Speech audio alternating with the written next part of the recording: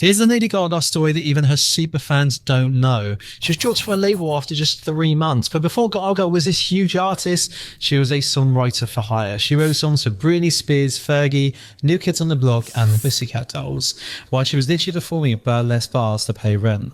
The industry wanted her pen and not her voice. And the crazy fact that blew online was that she used to open for her own shows as a completely different artist. Have you ever heard of this before?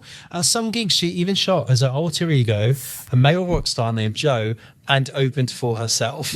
People had no idea. She was actually fired from her job at the diner for daydreaming about music. Her boss said she was too theatrical. The next week, she created the first version of House of Gaga in a friend's apartment with a 20 pounds of fabric and a hot glue gun.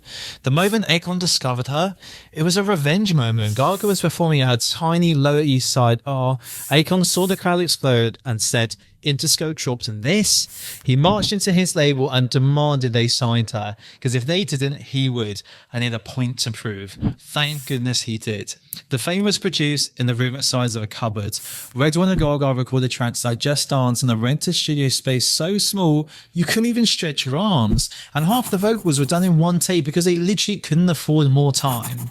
This is crazy. Like, if you want the untold before they were famous stories behind the biggest artists on earth, follow me. Every Friday, I'm dropping the come up blueprints that the industry don't want to talk about. So comment below what you think of this story, and remember, great music deserves great conversation.